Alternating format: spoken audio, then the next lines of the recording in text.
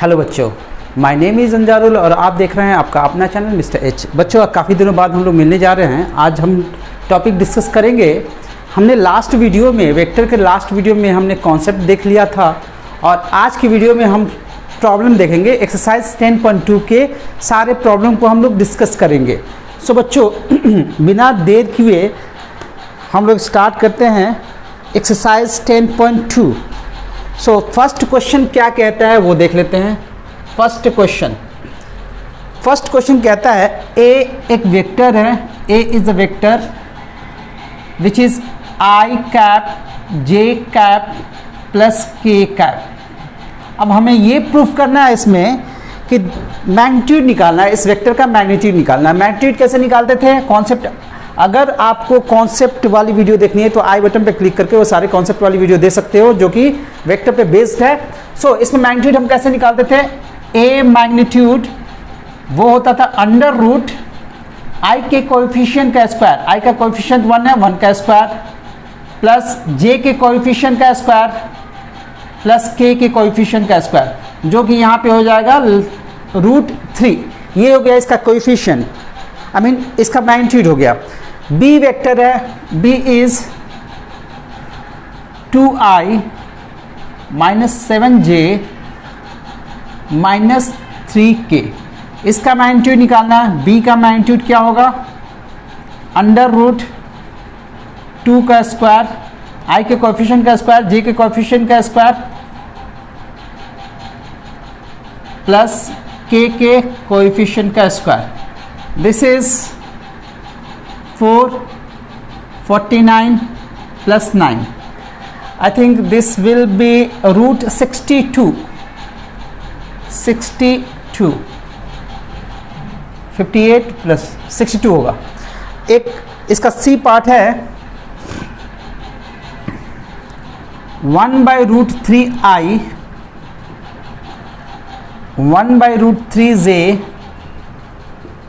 Plus minus है यहाँ पे 1/√3k।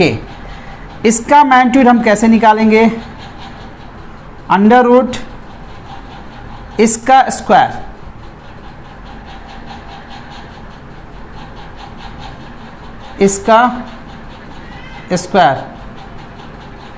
और इसका स्क्वायर। सो बच्चों देखो यहाँ पे क्या होगा, दिस विल बी 1/3 और स्क्वायर कैंसिल आउट हो जाएगा, रूट और स्क्वायर कैंसिल आउट होगा। यहाँ पे हो जाएगा 1/3 plus 1/3। This will be 3/3 cancel out हो जाएगा, 1 हो जाएगा, √1 की वैल्यू होती है 1, तो इसकी मैग्नीट्यूड होगी 1। So this is the unit vector. ये कौन सा वेक्टर होगा? ये यूनिट वेक्टर होगा। ठीक है बच्चों, next question, conceptual question, question number 2। Question number 2 क्या कहता है? Right 2 different vectors having same magnitude. हमें 2 डिफरेंट वेक्टर लिखना है। देखो बच्चों कैसे लिखते हैं, समझाता हूँ कॉन्सेप्ट क्या होगा। जिसकी मैग्नीट्यूड सेम हो तो एक लेते हैं, यहाँ पे ये पॉइंट है 1 1, यहाँ पे हो गया ये 1 हो गया 1,0 0,1। यहाँ पे जो पॉइंट होगा ये होगा 1,1। ठीक है बच्चों, इसको मिला दो ओरिजिन से तो ये वेक्टर बन जाएगा। एरो इधर दे देते हैं, जिसकी मैग्नीट्यूड क्या होगी ये वेक्टर लिख लेते हैं पहले। ये ए पॉइंट ले लो, ये ओ ले लो। ओ ए वेक्टर क्या होगा? 1 - 0i, आपको पता ही है, फाइनल माइनस इनिशियल करते हैं, प्लस 1 - 0j। ये हो जाएगा हमारा 1i, I mean i plus j। एक वेक्टर ये हो गया जिसकी मैग्नीट्यूड कितनी है? मैग्नीट्यूड जरा निकालो इसकी। ये हो जाएगी 1 का स्क्वायर प्लस 1 का स्क्वायर, दैट इज √2। मैग्नीट्यूड इसकी होगी √2। अब देखो बच्चों क्या बोला है इसमें, हमें 2 डिफरेंट वेक्टर लिखना है, मैग्नीट्यूड क्या होनी चाहिए? सेम होनी चाहिए। तो मैग्नीट्यूड √2 है। एक और वेक्टर लिखना है जिसकी डायरेक्शन दोनों की अलग हो, डिफरेंट वेक्टर, यानी कि एक इधर डायरेक्शन में है तो दूसरा इधर लेते हैं, या इधर ले लो या इधर लो, कहीं ले लो, लेकिन इस डायरेक्शन में नहीं होना चाहिए। सो उसके लिए हमने यहाँ पे एक वेक्टर पॉइंट ले लिया। ये पॉइंट क्या हो जाएगा? इधर -1, 1, इससे ये वेक्टर लिख लिया इसको b ले लो, तो OB वेक्टर क्या होगा? OB वेक्टर होगा -1 minus 0 i plus 1 minus 0 j, जो कि लकली होगा -i प्लस j। देखो बच्चों डायरेक्शन दोनों का सेम है ना, यहाँ पे i प्लस j है, यहाँ पे माइनस i प्लस j है। अब इसकी मैग्नीट्यूड देख लेते हैं, डायरेक्शन डिफरेंट आ गया, मैग्नीट्यूड क्या सेम हो रहा है? अंडर रूट -1 i के कोएफिशिएंट का स्क्वायर j के कोएफिशिएंट का स्क्वायर, जो कि हो गया √2। तो बच्चों बनाने का तरीका बताता हूँ। एक कोई वेक्टर ले लो, कोई भी वेक्टर ले लो, सपोज करो a वेक्टर ले लिया, ये i plus j plus k ले लिया। तो b वेक्टर ले लो, इसमें एक का साइन चेंज कर देना, ये वेक्टर भी ले सकते हो, इसका मैग्नीट्यूड √3 होगा, इसका भी √3 होगा। समझ में आ रहा है बच्चों? लेकिन डायरेक्शन दोनों का सेम नहीं है, क्योंकि यहाँ पे +1 +1 +1 है, यहाँ पे +1 -1 +1 है। डायरेक्शन दोनों का डिफरेंट है, बट मैग्नीट्यूड दोनों के सेम होंगे। सो आप समझ में आ रहा है कैसे लेना है? एक i plus j plus k लिया, तो इसमें क्या किया? i एक का साइन चेंज कर दिया, दो का भी चेंज कर सकते हो, -j प्लस k। ठीक है, ये मेथड 2 हो गया। नेक्स्ट क्वेश्चन बच्चों देखो, write two different vectors having same direction. हमें दो वेक्टर लिखना है जिसकी डायरेक्शन क्या होनी चाहिए? सेम होनी चाहिए। तो वेक्टर क्या लोगे? देखो लिखने का तरीका बताता हूं। एक वेक्टर ये लिया, तो दूसरा वेक्टर भी इसी पे ले लो, डायरेक्शन सेम हो गया। नहीं, ये पॉइंट ले लो 1,1, ये पॉइंट ले लो 2,2। अब ये वेक्टर लिखोगे OA और ये हो गया B। OA वेक्टर क्या होगा? 1 माइनस 0 i 1 माइनस 0 j। ठीक है, यानी कि i प्लस j हो गया। इसकी मैग्नीट्यूड क्या होगी? हमने निकाला ही था, इसकी मैग्नीट्यूड क्या होगी? √2। लास्ट क्वेश्चन में किया था लगभग यही। और दूसरा वेक्टर ले लेते हैं OB। देखो बच्चों क्या है, इसमें दोनों का डायरेक्शन सेम है, बट मैग्नीट्यूड दोनों की अलग है, एक की है इतनी, एक की है इतनी।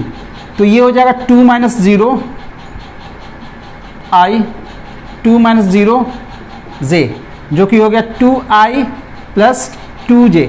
अगर इसकी मैग्नीट्यूड हम निकालें तो क्या होगी इसकी magnitude? √2 square plus 2 square, that is 4 plus 4 8, √8, जो कि होता है 2√2। सो दोनों की मैग्नीट्यूड डिफरेंट है, बट डायरेक्शन दोनों का सेम है। समझ में आ रहा है? तो आप ऐसा कोई भी एग्जांपल बना सकते हो जिसकी मैग्नीट्यूड सेम हो और जिसकी मैग्नीट्यूड डिफरेंट हो और डायरेक्शन सेम हो। उसके लिए क्या करना है? कोई एक वेक्टर लिया, एक i प्लस j कर लो, इसको किसी नंबर से मल्टीप्लाई कर दो, 5 से कर दो, 5i प्लस 5j। ये हो सकता है हमारा एग्जाम्पल, हो सकता है जिसमें डायरेक्शन सेम है बट मैग्नीट्यूड दोनों के क्या है? डिफरेंट है। ठीक है बच्चों, next question, question number 4। Question number 4 is very easy. क्या बोला है? Find the value of x and y so that vector 2i plus 3j equals to xi plus yj। जब दो वेक्टर इक्वल हो रहे हो, जब दो वेक्टर इक्वल हो रहे हैं तो दोनों के i कंपोनेंट और j कंपोनेंट की वैल्यू सेम होती है। तो यहाँ पे इक्वेट करते हैं कंपोनेंट्स को, equating i and j components. यहाँ पे i कंपोनेंट 2 है, इधर i कंपोनेंट x है, तो x इक्वल टू 2 हो गया। इधर j कंपोनेंट 3 है, यहाँ पे j कंपोनेंट y है, तो y इक्वल टू 3 हो गया। ये होगी इसकी value. Next question 5th। What is 5th question? Find the scalar and vector component of the vector with initial point 2,1 and terminal point -5,7। ये बोला है एक वेक्टर दो पॉइंट से पास होगा, ये पॉइंट दे रखा है 2,1 एंड दिस इज -5,7। ये इनिशियल पॉइंट है A मान लेते हैं, ये फाइनल पॉइंट है B मान लेते हैं। इनको मिलाया तो एक लाइन बना, एरो डाल दिया तो वेक्टर बन गया। लाइन को ही वेक्टर बोलते हैं। सो AB वेक्टर क्या होगा? Final minus initial, final is -5 -2 I cap, x वाले में से माइनस करके हम क्या डालते हैं, आई कैप डालते हैं, प्लस 7 -1 जे कैप। सो बच्चों ए बी वेक्टर क्या बना हमारा finally, this is -7i plus 6j। अब क्या बोला है, find the scalar and vector components. So इसकी स्केलर कंपोनेंट अगर देखोगे तो स्केलर का मतलब क्या होता है, स्केलर का मतलब होता है मैग्नीट्यूड, यानी कि ओनली नंबर्स। तो इसमें कौन कौन सा नंबर दिख रहा है, -7 एंड +6, ये हो गया स्केलर कंपोनेंट। बट वेक्टर की बात करोगे, वेक्टर कंपोनेंट, तो इसके तो दो कंपोनेंट है, एक आई वाला है एक जे वाला है, ये हो जाएगा -7i, 6j, ये दो कंपोनेंट मिल जाएंगे। ठीक है बच्चों, समझ में आया कैसे हुआ है। सो एक्सरसाइज 10.2 में सारे कॉन्सेप्चुअल क्वेश्चंस है, हम सारे क्वेश्चन को देखेंगे। अब देखते हैं क्वेश्चन नंबर 6, इसी उनको ऐड करना है। देखो 3 वेक्टर अगर ए दे रखा है, ये i -2j plus k, cap डाल लेना बच्चों अगर छूट जाए मुझसे तो, b = -2i plus 4j plus 5k cap. c की वैल्यू क्या है, i -6j -7k। बच्चों अब देखो हमें क्या निकालना है, a प्लस बी प्लस सी, ये वेक्टर का सम निकालना है, तीनों वेक्टर का सम निकालना है। तो 3 वेक्टर अगर i j k के कंपोनेंट के टर्म में दिए हुए हो तो उनका सम कैसे निकालते हैं, सिंपल सा मेथड है, i कंपोनेंट को ऐड कर दो, j कंपोनेंट को ऐड कर दो, k कंपोनेंट को ऐड कर दो, ये होता है इनका सम। तो i कंपोनेंट को अगर ऐड करोगे तो यहाँ पे i है, यहाँ पे i 2i हो गया, -2i मिलके हो गया 0i, 0i हो गया। फिर j कंपोनेंट, दिस इज -2 और -6, that is -8 plus 4 is -4j। ठीक है बच्चों, देन -7, 5 प्लस 1 6, 6 -7 इज -1k, ये हो गया इसका आंसर। ठीक है, सो नेक्स्ट क्वेश्चन देखते हैं, find the unit vector in the most important question for the examination point of view. और सारे क्वेश्चंस ये जो क्वेश्चन नंबर 7 है कॉन्सेप्चुअल क्वेश्चन है और ये पेपर में आता है। सो क्वेश्चन नंबर 7 देखते हैं। क्वेश्चन नंबर 7 क्या बोला है, एक वेक्टर दे रखा है i plus j plus 2k, ये वेक्टर मान लेते हैं, ये वेक्टर मान लेते हैं, इतना वेक्टर मान लेते हैं। सो बच्चों इस क्वेश्चन में क्या पूछा है, find the vector, find the unit vector in direction of this vector. इस वेक्टर का डायरेक्शन ये है, ठीक है, इस डायरेक्शन में हमें एक यूनिट वेक्टर चाहिए, एक ऐसा वेक्टर चाहिए जिसकी मैग्नीट्यूड कितनी हो 1, ये वेक्टर चाहिए। ठीक है, इतना ही वेक्टर चाहिए मुझे जो कि इसके डायरेक्शन में है। चलो बच्चों, मैंने आप लोगों को वेरी फर्स्ट क्लास में बताया था, ये जो कॉन्सेप्ट होता है वेक्टर का वो एक्चुअली होता है फ्री वेक्टर।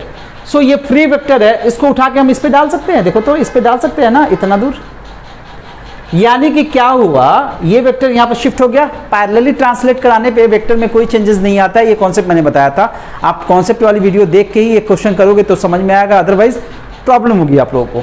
सो ये हो गया हमारा एक वेक्टर जो कि इसके डायरेक्शन में है और ये यूनिट वेक्टर है क्योंकि इसकी मैग्नीट्यूड मैंने 1 सेंटीमीटर ली।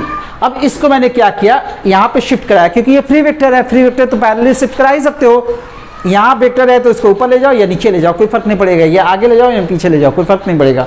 तो मैंने क्या किया, इस वेक्टर को उठा के यहाँ पर डाल दिया, यानी कि अब क्या कॉन्सेप्ट निकल के आया कि इसी का हमें यूनिट वेक्टर निकालना है, वो यही वेक्टर होगा या फिर ये वेक्टर होगा। ठीक है, तो जब भी क्वेश्चन बोले कि किसी वेक्टर के डायरेक्शन में हमें यूनिट वेक्टर निकालो, तो यानी कि उसी का यूनिट वेक्टर मांग रहा है। तो यहाँ पे ए कैप निकाल लो, वो हो गया हमारा आंसर। ए कैप क्या होगा, किसी भी वेक्टर को जब हम उसके मैग्नीट्यूड से डिवाइड कर दें, मैग्नीट्यूड निकालो इसका, आई का कंपोनेंट 1 है, 1 का स्क्वायर, जे का भी 1 है, 1 स्क्वायर प्लस 2 स्क्वायर।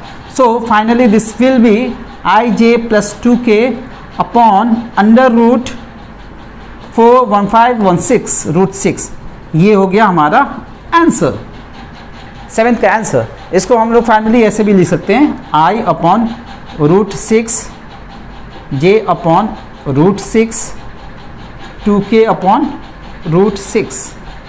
ठीक है बच्चों, समझ में आया? So next question is find the unit vector in the direction of vector pq where p and q are the points 1 2 3 and 4 5 6। काफ़ी अच्छा क्वेश्चन है, ये भी सिमिलर क्वेश्चन है। 2 पॉइंट दिए हुए हैं, ये p है, ये q है। इसकी वैल्यू दे रखी है 1 2 3 और इसकी वैल्यू दे रखी है 4 5 6 4 5 6। अब बोला क्या, इसको मिलाया हमने, क्या बना, एक वेक्टर बना। अब इस वेक्टर का यूनिट वेक्टर मांगा है, तो क्या करेंगे, पहले पी क्यू वेक्टर लिख लेते हैं। पी क्यू वेक्टर क्या हो गया, फाइनल माइनस इनिशियल 4 माइनस 1 आई कैप प्लस 5 माइनस 2 जे कैप प्लस 6 माइनस 3 के cap. This will be 3i 3j 3k P Q. अब पी क्यू का मैग्नीट्यूड निकाल लो, ये हो गया अंडर रूट 3 का square, this 3 square plus 3 square, that is 9 9 and 27 हो जाएगा। रूट 27 इज 3 रूट 3, ये होता है। सो बच्चों, अब इसका यूनिट वेक्टर निकालना है हमें। यूनिट वेक्टर क्या हो गया, इसको मान लेते हैं सी वेक्टर। तो सी कैप क्या होगा, 3i plus 3j plus 3k divided by the magnitude of C. Magnitude of C कितना था, 3 रूट 3। डिवाइड कर दो, ये हो जाएगा i by root 3 j by root 3 k by root 3। ये हो गया इसका आंसर, सी कैप। ठीक है बच्चों, clear? Question number 9th। Question number 9 में क्या दिया है, for given vectors a and b की वैल्यू दे रखी है। a is 2i minus j plus 2k and b is minus i plus j minus k। Find the unit vector in the direction of vector a plus b। तो पहले हमें क्या करना है इस क्वेश्चन में,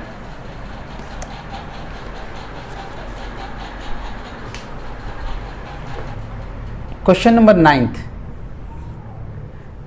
a दिया है,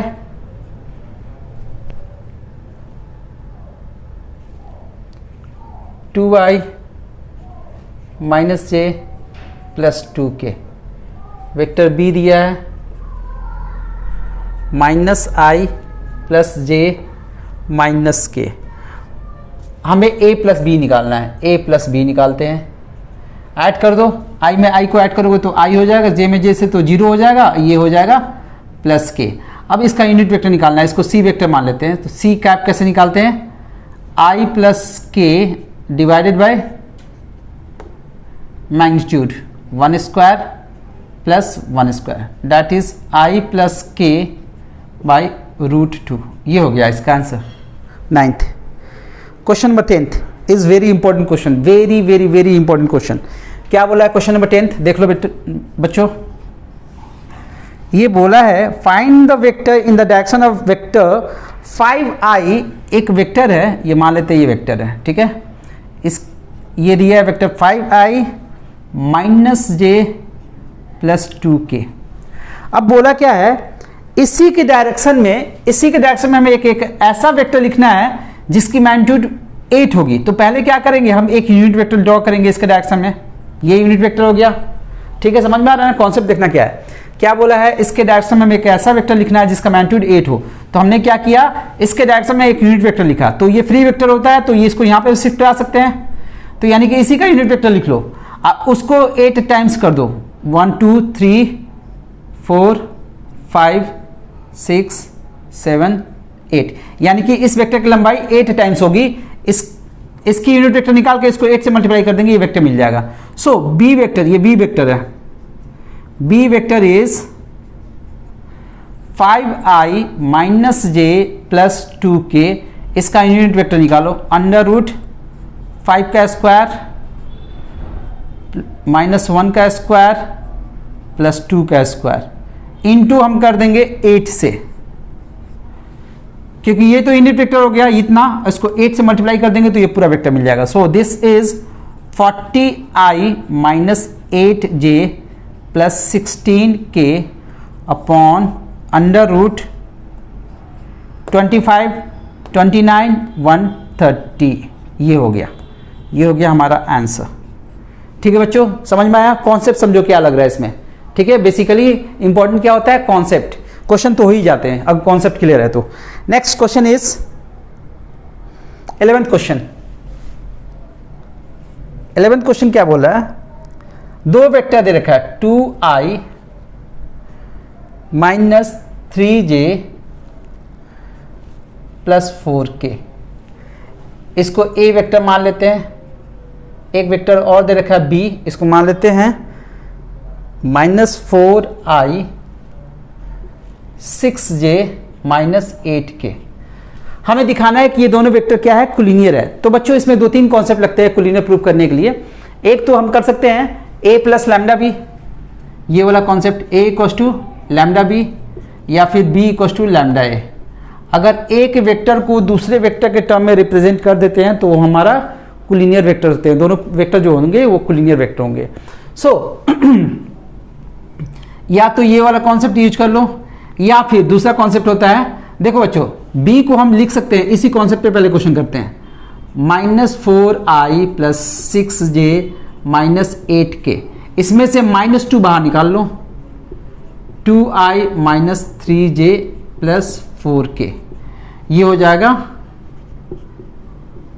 b vector equal to minus 2, इसकी वैल्यू हो जाएगी a। देखो तो बच्चों ये b equal to lambda b हो गया ना, लैम्डा a हो गया ना, ये लैम्डा हो गया ना हमारा। So a and b are collinear. एक तो कॉन्सेप्ट ये हो गया। दूसरा कॉन्सेप्ट मेथड 2, अगर दो वेक्टर कोलिनियर है, दो वेक्टर कोलिनियर है तो उनके i, j और k कंपोनेंट्स प्रोपोर्शन में होंगे। प्रोपोर्शन का मतलब क्या होता है?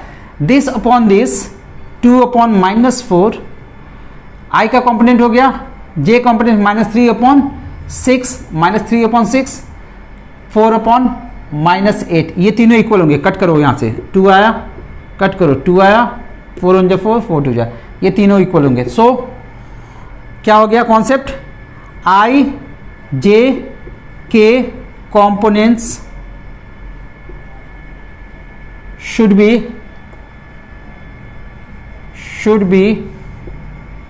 in proportion में होंगे। ठीक है बच्चों, समझ में आ गया? तो दो मेथड से हमने देख लिया question 8, question number 11, sorry question number 11। Question number 12, question number 12 भी कॉन्सेप्चुअल क्वेश्चन है, बड़े ध्यान से देखना आप लोग। देखो ये दिया है i plus 2j plus 3k, ये एक वेक्टर है, a मान लिया वेक्टर को। इसमें मांगा है इस वेक्टर का डायरेक्शन कोसाइंस। तो बच्चों मैंने लास्ट वीडियो में कॉन्सेप्ट बताई थी कि कोई भी वेक्टर अगर वो यूनिट वेक्टर हो रहा है, अगर ये वेक्टर यूनिट वेक्टर हो रहा है तो i, j और k कंपोनेंट्स जो होंगे वो dc होते हैं, dc को रिप्रेजेंट करते हैं। In case of only unit vector, अगर ये यूनिट वेक्टर नहीं हो रहा है तो उस केस में i, j, k component direction ratios को रिप्रेजेंट करते हैं। ठीक है बच्चों, समझ में आया? तो पहले देख लेते हैं इसका मैग्नीट्यूड निकाल के। अगर ये 1 हो गया तो dc डायरेक्ट मिल जाएगा। मैग्नीट्यूड निकालो, 1 का स्क्वायर, 2 का स्क्वायर, 3 का स्क्वायर, ये कितना हो गया? 9, 10, 14, रूट 14 हो गया, जो कि 1 तो नहीं है। तो उस केस में हम इसको बनाएंगे यूनिट वेक्टर a कैप। क्या होगा? i plus 2j plus 3k upon root 14। So final ये आंसर हो जाएगा 1 by root 14 i, 2 by root 14 j, 3 by root 14 k। So DC जो होगा, DCs वो होगा 1 बाई रूट 14 क्योंकि ये यूनिट वेक्टर है 2/√14, 3/√14। समझ में आया बच्चों? ये था कॉन्सेप्ट इसमें। Question number 13 very similar to question number 12। इसमें क्या बोला 13 में, देखते हैं। Find the direction cosine of the vector joining the points A and B. A और बी दिया है, ये ए दिया है पॉइंट, ये बी दिया है। ए की वैल्यू दे रखी है, ए की वैल्यू दे रखी है 1 2 -3, 1 2 -3। बी की वैल्यू दे रखी है -1 -2 1। सो हमें directed from a to b, arrow इधर होगा ए से बी में, ये फाइनल पॉइंट है, ये इनिशियल पॉइंट है। तो पहले हम ए बी वेक्टर लिख लेते हैं। क्या हो जाएगा, इसमें से इसको माइनस करोगे तो -2i, इसमें से इसको माइनस करोगे तो -4j, इसमें से इसको माइनस करोगे तो 4k। अब इसके मैग्नीट्यूड निकाल के यूनिट वेक्टर बना लेते हैं। ये हो जाएगा, इसका स्क्वायर करोगे 4, इसका स्क्वायर 16, इसका स्क्वायर 16, 32 36 हो जाएगा, जो कि हो गया 6। अब इसको सी वेक्टर मान लेते हैं, सी कैप निकाल लेते हैं, -2i -4j +4k divided by 6, जो कि हो जाएगा -2i/6 -4j/6 +4k/6। अब कट करा लो, ये 3 हो गया, यहाँ पे 2 3 हो गया, 2 3 हो गया। सो डीसीज क्या होगा, -1/3 आई कॉम्पोनेंट, कॉमा से लिखते हैं -2/3 जे कॉम्पोनेंट, 2/3 के कॉम्पोनेंट, ये डीसी होता है। कॉमा से लिखे जाते हैं डीसीज को, ध्यान रखना आप इस बात को। सो नेक्स्ट क्वेश्चन देखते हैं, क्वेश्चन नंबर 14।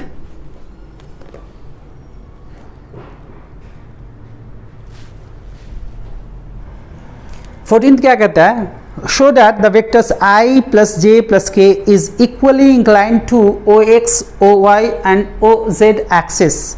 सो बच्चों देखो क्या बोला है, समझा देता हूँ। ये हो गया x, y और ये हो गया z। कोई एक वेक्टर है, ये वेक्टर मान लेते हैं। क्या दिया हुआ, इसका नाम दिया हुआ I cap plus j cap plus k cap, ठीक है, ये वेक्टर दिया है। अब बोला क्या है, ये वेक्टर इक्वली इंक्लाइंड है, जितना एंगल इसके साथ बनाएगा उतना ही इसके साथ बनाएगा, उतना ही इसके साथ बनाएगा। तो बच्चों आपको पता है कोई भी वेक्टर एक्स एक्सिस का जो एंगल बनाता है, अगर वो अल्फा है, वाई के साथ बीटा है और जेड के साथ गामा बना रहा है, तो cos alpha cos beta and cos gamma is called direction cosines. ठीक है, आपको ये कॉन्सेप्ट पता है। सो हम क्या करते हैं, इस वेक्टर का यूनिट वेक्टर निकालते हैं, उससे क्या हो जाएगा, डायरेक्शन कोसाइन मिल जाएगा और देख लेंगे कि तीनों डायरेक्शन कोसाइंस इक्वल है कि नहीं है। सो इस वाले केस में इस वेक्टर को नाम दे देते हैं हम ए वेक्टर। ए का यूनिट वेक्टर निकाल लेते हैं, I plus J plus K divided by their magnitude 1 square, फिर 1 square plus 1 square, I plus J plus K divided by √3। ये हो गया A cap. So A cap is 1/√3 I 1/√3 J 1/√3 K, ये हो गया। अब यहाँ पे देखो ये होगा कॉस अल्फा, ये जो होता है ना कॉस अल्फा होता है, ये होता है कॉस बीटा, ये होता है कॉस गामा। कॉस अल्फा की वैल्यू क्या होगी 1/√3, कॉस बीटा की वैल्यू क्या होगी 1/√3 और कॉस गामा की वैल्यू क्या होगी 1/√3। तो आप बोल सकते हो cos alpha equals to cos beta equals to cos gamma, और यहाँ से कॉस हटा दो तो हमें क्या कंक्लूजन मिला, alpha equals to beta equals to gamma, यानी तीनों एंगल इक्वल है। तीनों एंगल इक्वल है तो इक्वली इंक्लाइंड है। समझ में आ गया ना कॉन्सेप्ट क्या लगा इसमें, अगर तीनों एंगल इक्वल है तो इक्वली इंक्लाइंड बोल सकते हैं हम इसको। क्लियर है बच्चों। देन अब देखते हैं क्वेश्चन नंबर 15 क्या कहता है वो देख लेते हैं।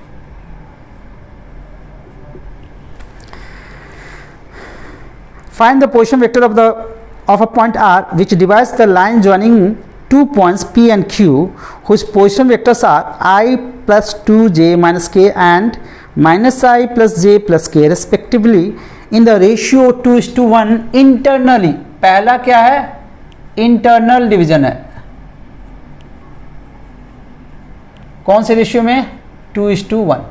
तो देखो बच्चों क्या है, दो वेक्टर है, नाम दिया था, ये था i प्लस 2j प्लस के, सॉरी माइनस के minus i plus j plus के। एक पॉइंट है r, ये a b दो पॉइंट थे, r इसको 2:1 रेशियो में डिवाइड कर रहा है इंटरनली। सो आपको पता है, इसको दूर वाले को दूर वाले के साथ करते थे, इसको यहाँ पे करते थे। सो r का पोजीशन क्या मिल जाएगा? 2 into this minus i plus j plus K plus 1 into i plus 2j minus K upon 2 plus 1। So this is minus 2i plus 2j plus 2k plus i plus 2j minus K upon 3। This is minus i plus 4j plus k upon 3। सो r का position vector ये हो गया। ठीक है बच्चों, समझ में आया? अगर एक्सटर्नली बोले तो क्या करेंगे? कुछ नहीं करना है, यहाँ माइनस डाल देना है, यहाँ माइनस डाल देना। एक्सटर्नली बोला है 2:1 रेशियो में। सो होगा क्या? सेम यही फॉर्मूला अप्लाई करेंगे। यहाँ पे 2 आएगा, यहाँ पे माइनस आएगा, यहाँ पे माइनस आएगा। 2 minus i plus j plus K minus i plus 2j minus K upon 2 minus 1। r की वैल्यू देखो, minus 2i 2j 2k minus i minus 2j minus minus plus plus K, और ये तो नीचे 1 हो गया तो वो हटा दिया हमने। ये हो गया माइनस 3i 2, ये दोनों कैंसिल आउट हो गया, 2k plus 3 plus 1k 3k हो गया। ये हो गया हमारा position vector of r in external division. Clear है बच्चों? समझ में आ गया कॉन्सेप्ट क्या लगे हैं? सो देखते हैं नेक्स्ट क्वेश्चंस। उससे पहले रब करते हैं इसको। 16th क्या कहता है? Find the position vector of mid point of the vector joining the points p and q। p की वैल्यू दे रखी है 2 3 4 एंड q इज 4 1 माइनस 2। सो देखो बच्चों, बड़ा इजी कॉन्सेप्ट है इसमें। ये p है हमारा, p की वैल्यू क्या दे रखी है? 2 3 4। q है, q की वैल्यू दे रखी है 4 1 माइनस 2। मिड पॉइंट बोला इसको निकालने का, यहाँ पे m मान लेते हैं मिड पॉइंट। मिड पॉइंट का फॉर्मूला क्या होता है? दोनों को प्लस करके 2 से divide, 2 plus 4 divided by 2 comma 3 plus 1 divided by 2 comma 4 minus 2 divided by 2। This is 3, ये हो गया 2 बाई 2 दैट इज 1। ये हो गया हमारा मिड पॉइंट। अगर इसको वेक्टर फॉर्म में लिखना चाहते हैं, पोजीशन वेक्टर OM लिखेंगे, ये हो जाएगा 3i 2j प्लस k, ये होगा। ठीक है बच्चों, next question. Show that the points a b c with position vector a equals to 3i minus 4j minus 4k and b is 2i minus j plus k and c equals to 1 minus 3j minus 5k respectively form the vertices of right angle triangle. ठीक है बच्चों, इसमें देखो question क्या बोल रहा है। ये एक ट्रायंगल बना लिया हमने, राइट एंगल ट्रायंगल बना लिया। हमें नहीं पता कि 90 डिग्री यही होगा कि इधर वाला होगा कि इधर वाला होगा, बट रफली हमने चॉक आउट कर लिया। ये पॉइंट हमने ए पॉइंट दिया है, इसको पॉइंट के फॉर्म में, वेक्टर फॉर्म में नहीं, पॉइंट फॉर्म में 3 -4 और -4 लिख सकते हैं। इसको भी पॉइंट फॉर्म में लिख सकते हैं। बी को 2i दिया ना, 2 लिख लेते हैं, -1 और 1। और c को भी लिख सकते हैं 1 -3 -5। ठीक है बच्चों, अब करेंगे क्या, अगर ये राइट एंगल ट्रायंगल बन रहा है तो पाइथागोरस थ्योरम को ये अप्लाई करेगा, पाइथागोरस थ्योरम इसमें लगेगा। तो पाइथागोरस के लिए क्या होता है, तीनों साइड तो निकालना ही पड़ेगा, तो हम ये वेक्टर निकाल लेते हैं, ये वेक्टर निकाल लेते हैं, ये वेक्टर निकाल लेते हैं। ठीक है, तो वेक्टर ए बी देखो, ए बी में से इसको माइनस करो तो ये हो जाएगा minus i, this minus this करेंगे तो plus 3j, this minus this करेंगे तो 5k। अब इसका मैग्नीट्यूड भी निकाल देते साथ के साथ। ए बी का मैग्नीट्यूड कितना हो जाएगा, under root 1 plus 9 plus 25 that is root 35। B c निकालते हैं, b c vector, b c क्या होगा, this minus this that is minus i, this minus this करेंगे तो minus 2j, this minus this करेंगे तो माइनस 6k। अब लगे हाथ इसकी हम मैग्नीट्यूड भी निकाल लेते हैं, ये हो जाएगी 1 का स्क्वायर प्लस माइनस 1 का स्क्वायर माइनस 2 का स्क्वायर दैट इज 4 और माइनस 6 का स्क्वायर 36, 41 हो गया, ये रूट 41 हो गया। अब सी ए निकाल लेते हैं, ए सी निकाल लो, सी ए निकाल लो, this minus this 2i, this minus this करोगे तो ये हो जाएगा माइनस जे, माइनस करने पे ये हो जाएगा प्लस के। अब इसकी मैग्नीट्यूड निकालते हैं, सी ए का मैग्नीट्यूड, ये क्या हो जाएगा, अंडर रूट 2 का स्क्वायर माइनस 1 का स्क्वायर एंड 1 का स्क्वायर दैट इज 4156 रूट 6। अब देखो बच्चों क्या होगा, B C square, B C का square equal to A B का स्क्वायर प्लस सी ए का स्क्वायर हो रहा है। देखो तो बी सी ये था ना, इसका स्क्वायर किया तो हमने 41 आया, इसका स्क्वायर करोगे तो ये हो जाएगा 35 एंड दिस स्क्वायर इज 6, दोनों इक्वल हो गया ना, ये हो गया 41। सो पाइथागोरस थ्योरम को अप्लाई कर रहा है। So this triangle is right angle triangle. ठीक है बच्चों, और बी सी ये वाला है ना, बी सी हमारा हाइपोटेन्यूस हो रहा है क्योंकि हाइपोटेन्यूस सबसे बड़ा साइड होता है, तो ये हाइपोटेन्यूस है तो इसके ठीक सामने वाला ये वाला एंगल जो होगा ना 90 डिग्री का होगा। ठीक है, ये वाला नहीं होगा, डायग्राम हमारा गलत बना हुआ है, हमें ऐसे बनाना पड़ेगा, ए बी सी, ये 90 डिग्री होगा। ठीक है बच्चों, फाइनल डायग्राम यही होगा। सो नेक्स्ट क्वेश्चन हमने लास्ट वीडियो के कॉन्सेप्ट में देखा था, सो इसको स्किप करते हैं हम लोग, वीडियो लंबी हो जाएगी, एक ही क्वेश्चन को 2 बार करने का कोई फायदा नहीं है। 19 question, conceptual question, question number 19। A b दो वेक्टर है, ए एंड बी। अगर दो वेक्टर है, दोनों कोलिनियर है, कोलिनियर, तो हमारे पास कॉन्सेप्ट क्या है, पहला देखो, पहला कॉन्सेप्ट है ए को लिख सकते हो लैम्डा टाइम्स बी, या बी को लिख सकते हो लैम्डा टाइम्स ए, दोनों हो सकता है। यहाँ पे लैम्डा की वैल्यू कोई भी कांस्टेंट हो सकता है, प्लस माइनस कुछ भी हो सकता है। ठीक है, ये कॉन्सेप्ट है हमारा। तो यहाँ पे पहला तो ये कोलिनियर होगा, इसमें से बताना है कौन सा इनकरेक्ट है। तो पहला तो कोलिनियर होगा, फर्स्ट केस क्या दे रखा है, ए दे रखा है, बी इक्वल टू लैम्डा ए, ये वाला कॉन्सेप्ट आ गया, सो कोलिनियर होगा। सेकेंड कौन क्या दे रखा है, B A equal to plus minus B, ये वाला कॉन्सेप्ट आ गया, यहाँ पे लैम्डा की वैल्यू प्लस माइनस 1 है। ठीक है, ये भी कोलिनियर होगा। सी क्या दे रखा है, the respective component of a and b are proportional,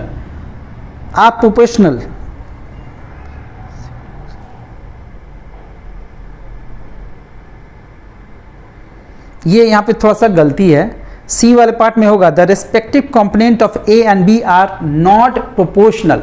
जब दो वेक्टर कोलिनियर होता है तो उसके आई जे के कंपोनेंट्स प्रोपोर्शन में होते हैं। वो मैंने लास्ट वीडियो में, इसी वीडियो में 2-3 क्वेश्चन पीछे मैंने वो कॉन्सेप्ट समझाया था। तो इसमें सी पॉइंट जो बोला है आर नॉट इन प्रोपोर्शन, यानी कि वो हमारा इनकरेक्ट है, यानी कि ऑप्शन क्या होगा, C is the correct answer. D तो कोलिनियर हो सकता है, कोलिनियर है। ए भी दो वेक्टर है जिनका डायरेक्शन सेम है तो कोलिनियर होगा। दो वेक्टर का डायरेक्शन सेम है, एक वेक्टर ये है इधर जा रहा है, ये दूसरा वेक्टर ये है इधर जा रहा है, दोनों पैरेलल होंगे, दोनों कोलिनियर होंगे।